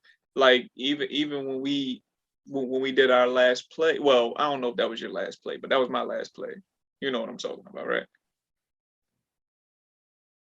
Yes. Okay. So was that your last play? Yes. Okay. So like even with that, like both of them were pretty hands-on with that situation. And mind you, like for people who don't know, like that play touched on a lot of the things that we talked about over the last 30 minutes or so. Like it touched on a lot of racial conflict, uncomfortableness, being just trying to face a lot of shit head on, like that came with a lot of those topics. And for us to play the roles that we played in that play and to learn about how important it was to do well and take it as seriously as we wound up taking it was it was like a wake-up call, at least for me. Like, it was like a wake-up call because I remember when we had the reading for the play, and we were sitting in the back, and I think it was just our group, so it was me, you, and I think about two other people maybe, and we were sitting with the director of the play, and she was kind of breaking down the story to us and everything. And, like I was just there, like, I'm typically behind the scenes when it comes to the plays. Like I'm, stage builder, all types of shit, light guy, all that cool shit. I acted a couple of joints. This was like my first like real theatrical experience. So I'm like, kind of learning, you a pro. So you like, yeah, I got this shit. but as we're sitting there, she's explaining everything, and I start crying, like full blown crying, because of me realizing the importance of what it is we're about to display, right? So once we had that conversation, I was full systems go. Now, as time went on and we, practiced and everything, it came apart in the play where me and you was supposed to stand up in front of the crowd, and a part of the lines was to say the N-word, right? Now we had controversy, we had a conflict of how this was going to play out, because you wasn't doing it, you wasn't saying it, there was no change in your mind. If you care for me to say, you got real emotional about this, not doing this, and rightfully so. I completely understand it. Me being who I am for you, and just to allow this to come across as it needed to be, I said, fuck it, let's get it. I'm gonna do it. I'm gonna say the N-word in front of all these fucking white people. Let's go. Let's go. I'm gonna do this shit for 3 nights. Each night I'm gonna say it louder and bigger than I said it the night before. So you did that. No, I remember the last night. I think I said that shit with a smile on my face. I said, niggas. No, but just that right there, and getting through the play, and then the ending of the play, once the picture came together and people understood what we were talking about, and seeing and hearing their reactions to everything, it was like, this shit is powerful as fuck. And the fact that one of those professors was a creator of this play, right? Or the poem, I should say, or like, I forgot exactly what she had her hand in, but she had her hand in the creative process of the play. What we read was her. Okay, gotcha. Yeah. So and then the other professor that we were talking about, she came up, just to support. But once they got to the Q&A section at the end, she stood up, explained how powerful it was for her to see that and be a part of what we just acted out.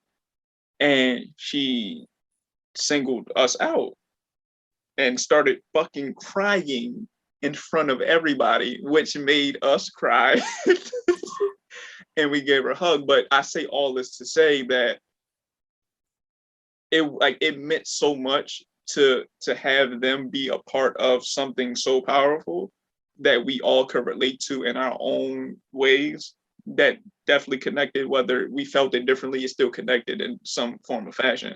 And the fact that we was able to share that experience, or have them explain how important it was for them to be a part of that, meant so much to me, and I'm pretty sure it meant the world to you too. And the fact that we were able to keep those kind of relationships going with those people, like, that shit means the world. And hopefully, like, we get a chance to have those professors come on the HolloTalk Podcast and talk and share their point of view about all of this shit. But saying all that to say, like, I truly appreciate the fact that they played the part that they played in our college career or in our life, because we still keep in contact with these people. And that shit is so important, especially being in an uncomfortable environment like we were for that long. And any little bit of saving grace is like giving water to a thirsty person. Like, it's the best shit ever. So that's kind of my testimony. That's kind of my testimony on just that part of, like, just how important it was to have them there. and how important it was for them, for us to be there and do what we did.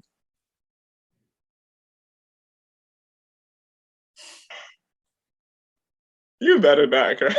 No, you know I'm not about to cry. I'm not about to cry. But like I just be thinking, like, because you're saying all the right things, you're right. Like it's you okay, you better at communicating feelings, because I felt everything, but I would have never been able to say it like you said it.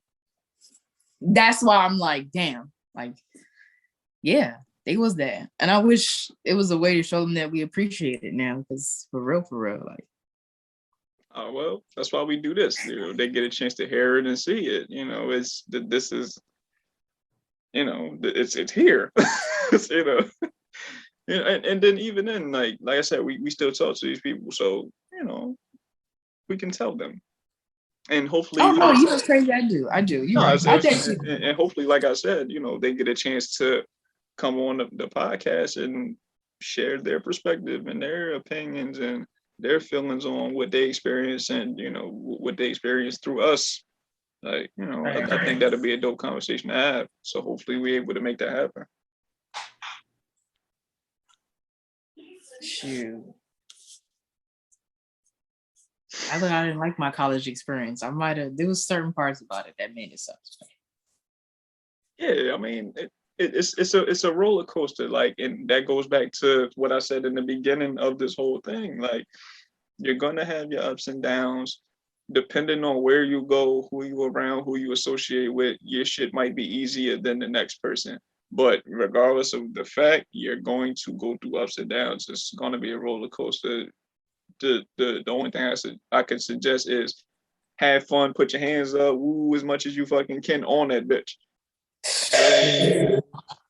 Like that's the best advice I can give. Just using that analogy, just try to enjoy the roller coaster as much as possible. But the shit gonna go up and down no matter what.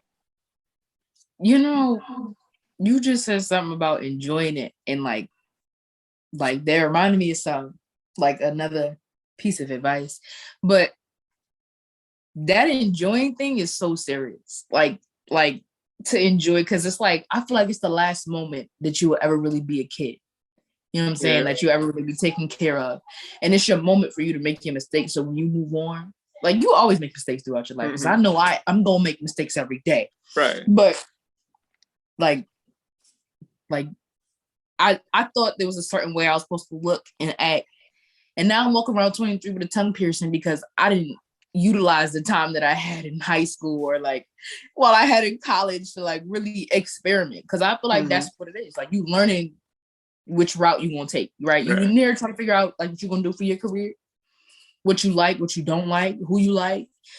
And it's like, experience it. Like experience every moment. And like, there may be bad ones, but there's lessons in the bad experiences. So, whoo. No, I mean, I can attest to everything that you just spoke. What I will say is, even though you will definitely go through situations where shit might not be the best, learn early, my nigga. Learn, because the last thing you want to do is have to keep learning the same lesson over and over and over and over and over again, especially in fucking college. Like, because at the end of the day, you gotta understand, everybody is trying to fend for themselves. Like it's not like a live or die environment and no shit like that. Like that's I ain't trying to make it seem like that, but everybody is fending for themselves in some form of fashion. Like you're in a place where you don't know motherfuckers. Like you know none of these people, especially if you're a person who is introverted and not really good with communication. Like not that you're gonna be asked out, but like you gotta step out your comfort zone, fam. Like you gotta get out there and talk to people. You're in class, you know what I'm saying? Like teachers gonna be cold on you and shit. Like, facts. Trying to talk to you or whatever the case, or you need to talk to people to make your your time pretty easy unless you just got all the resources that you need where you don't got to talk to motherfuckers. And for most of us to keep it G real, that's not the case. But I definitely would say you have to be aware of your surroundings, who you associate with, how you associate with those people, because like I said, everybody's fending for themselves. Now I'm not saying that everybody is scandalous and everybody gonna do you dirty, but it is niggas that's gonna be scandalous and do you dirty. So try to get with a group of people who really fuck with you, who really got your back, like who want to make sure that you're good at all times, and you would do the same for them, not people that you're trying to figure out and learn and all that. Like, for one, college go by in a fucking snap of a finger. Like, I know we said we was there for 3 years, some people there for 4 years, whatever the case may be. That shit goes by in the blink of a fucking eye. Like we went to school in 2016. It's 2021. What the fuck? Like, you feel me? Like, where the fuck did 5 years just go? Bro, Feel me? I'm trying to figure it out. So like when we say enjoy this shit, like it's gonna go by super fast. There's a lot of shit that you gotta keep up with. That's gonna take a lot of your time. So when you got time to enjoy shit, enjoy it to the fullest. But make sure you stay safe and keep it real with yourself. Don't be trying to do shit you ain't comfortable with just because you saying I'm in college. No.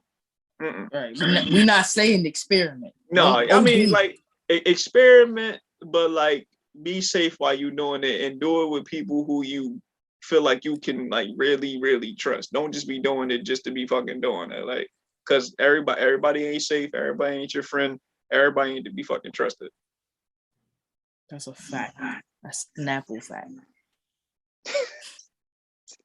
Not you still in my shit, yo. Get the fuck out of here. I had to.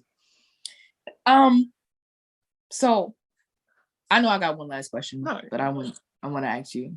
So, us discussing all this in our college experience, would you redo your college experience the exact same way? And if not, what would you change? No, I would definitely do it again. I think what I would change though is I would allow myself to breathe for a second. Like when I first got to school, like I jumped into the deep end early. Like like I was in everything. I was like cool with everybody. Like I didn't give myself the right amount of time to say, oh shit, I'm in a new environment. Let me fall back and scope this motherfucker out first.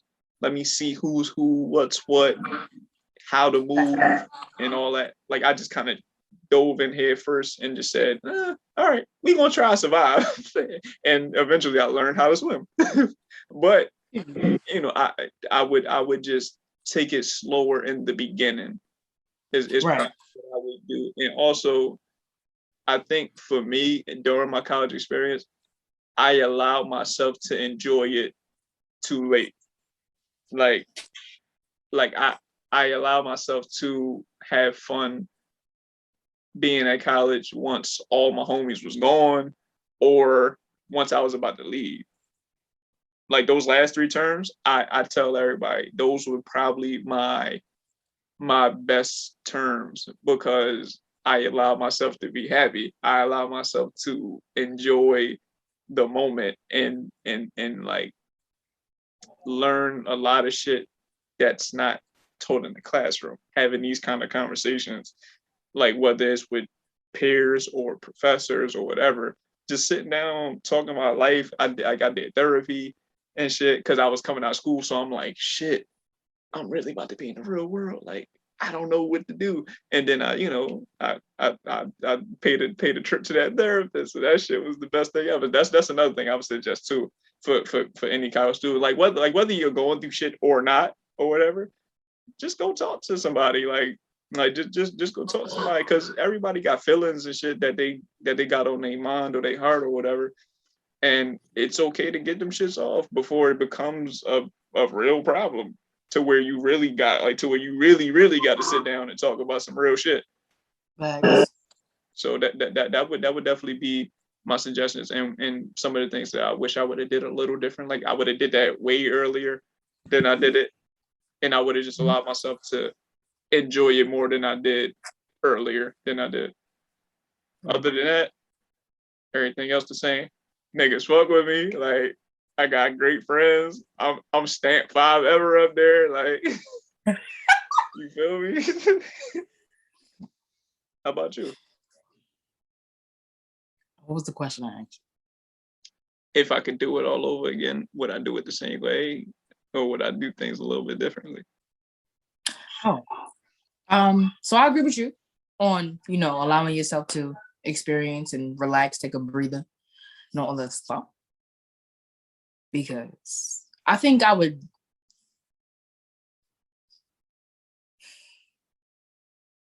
What would I do? I don't know. So I wouldn't want to experience this college life again. I would want to experience college life with y'all, the people that I made friends with. I really would. But school-wise, I probably would have never went here. I would have changed being involved heavily with everything. Like I feel like I should have. I tried to be the best. Like I feel like I pushed to prove something. Like in the back of my head, I know I pushed to prove something. Like I know my thoughts. Don't do that. You don't got shit else to prove at all. At all. Not yet. Yeah, like at all. I think I would have really tried to experience it. Really, really, really, truly tried. Like my first couple terms, I didn't go outside. I didn't talk to nobody but my roommate. And we didn't really do nothing but sleep, go to class, sleep, go to class, go to the cab, go to sleep. So, I mean, there's that. And I feel like, for me now, I feel like I would have tried everything. I'd have tried everything once if I was in college, but I was focused on something different. It wasn't a bad focus, but I feel like I would have took my last couple of years of childhood and really played with it.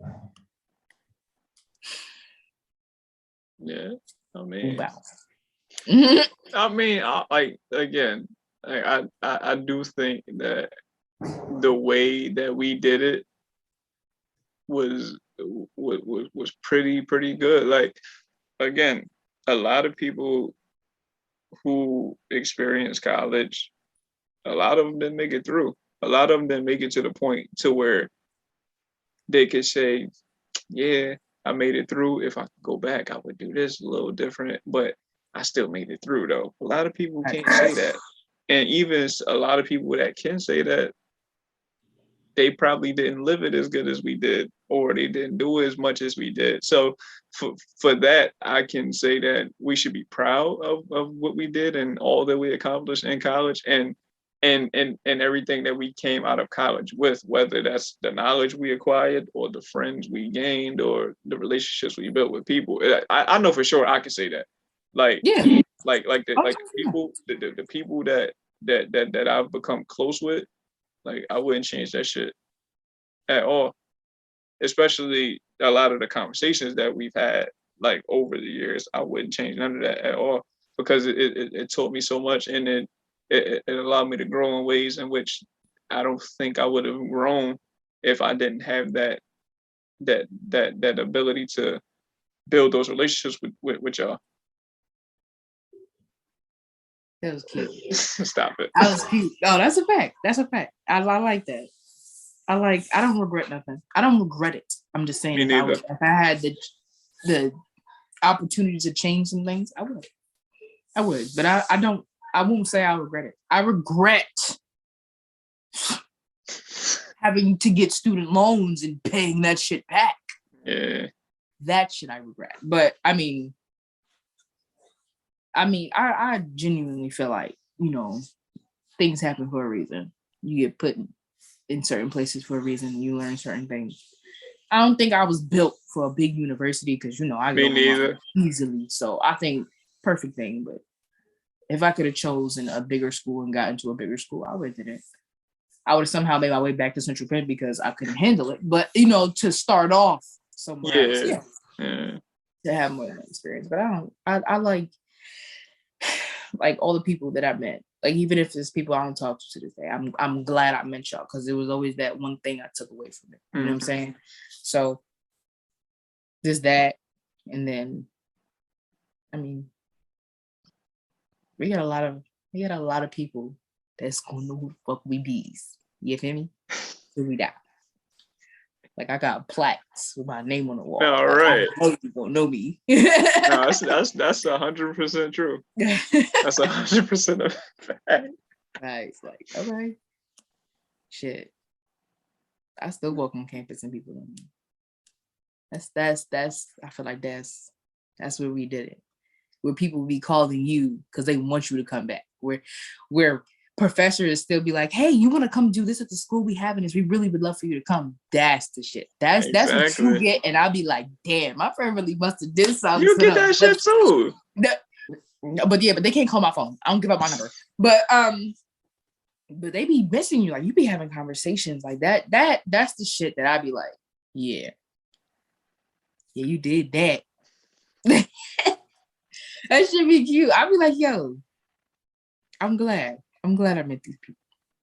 Yeah, it means a lot to me. It does. Like more than I can explain it. Yeah. But before we go, you got anything else you want to talk about? Lastly, mental health is very important. Mental and physical health. Like I won't say that I worked out, but I know when I got to a point where it was like really bad, right? And then work outside life, family life is still gonna be a thing. Mm-hmm. So monitor that because that alone could have kicked my ass. Okay, because you telling? It'd be tough. It really do, but like you really just. It's about a positive attitude and keeping positive vibes around you is what gets you through it. Boom, bow. That's how you fix that. All right. So before we go, drop all your socials and everything so people know where to find you and everything. All right, cool. This don't initially mean I'm gonna add y'all back, but I check y'all out.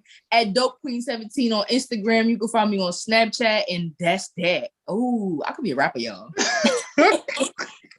All right, so the last thing I got is get the people 3 gems they can take away from this convo.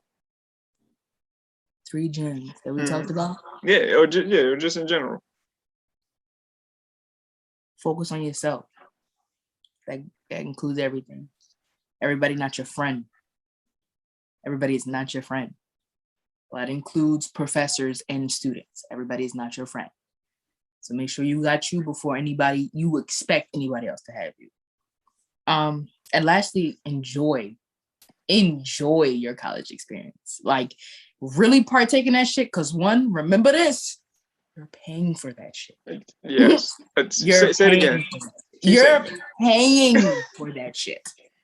Enjoy every inch as if they having a little pizza thing in this small tiny events where you can get free stuff, you go to those. You paid for that. It's your money. Everything. Don't listen to me. And this is only a joke. I'm gonna say it before I say it. Pick up a desk and walk out with it, bro, because it's yours. You paid for that shit. Like that's me. Enjoy everything. Do you have 3 gems? Anything I missed? Give me your 3 gems. Damn, I'm never the one to get a 3 gems. No. 3 gems just off of this conversation we had.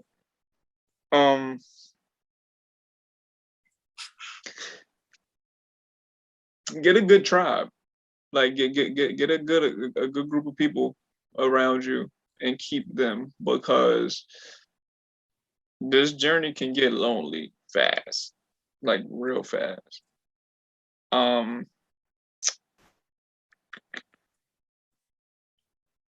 It's always something to be learned in every conversation you have, especially on a college campus. And it doesn't always have to be about books and work and life too. remember, those professors were college students at one point too. So, they can tell you about some shit. So always take heed to the information that you can get or that they're giving you. And the last one,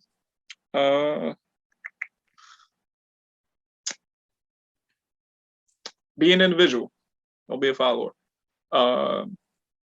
It's easy to get caught up following the wrong crowd, especially in an environment like college. I've seen it happen to the best.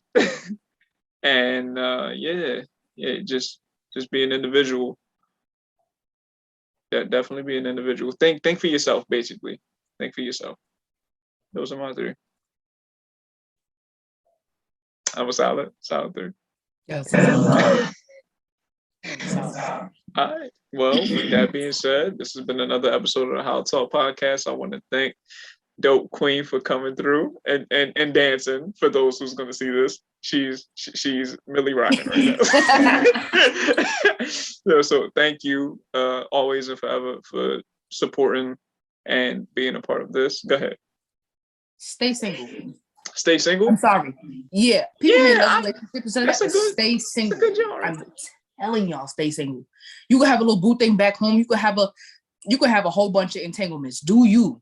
But stay single, bro. I'm telling. Oh God, please heed my words when I say stay single. Stay single, bro.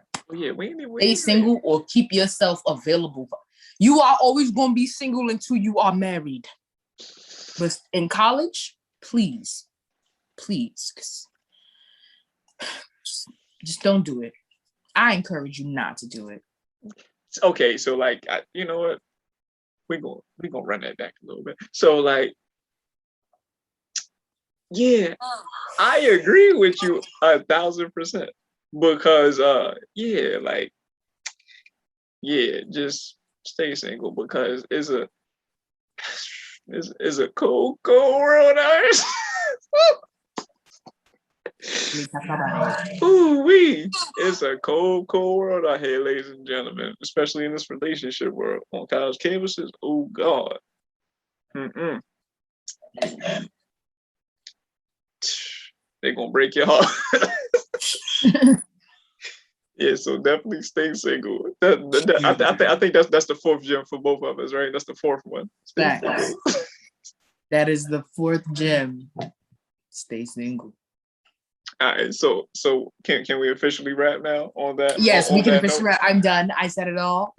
All right, so like I said, thank you again for supporting and being a part of this journey with me. I can't thank you enough for that.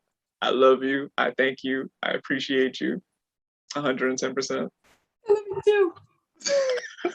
And I also want to say thank you to the HolloTalk Podcast listeners and supporters for supporting us through and through from the beginning to now. Keep rocking with us and we'll keep bringing this dope content. No pun intended, DopeQueen. All right, so we're going to get out of here. Peace and love to everybody. Say your thing. Go ahead. Stay black, stay blessed, stay up. You feel me? And we out.